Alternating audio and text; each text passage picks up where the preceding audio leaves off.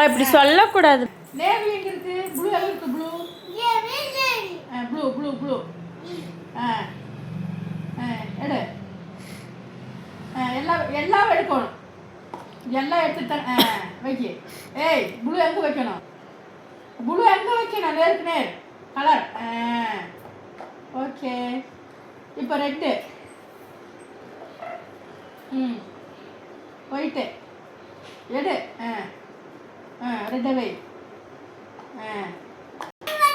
சரி பச்சை எடு. பச்சை எடு. இன்னும் நீ சொல்லாத அது மூணாச்சு அவ்வளோ.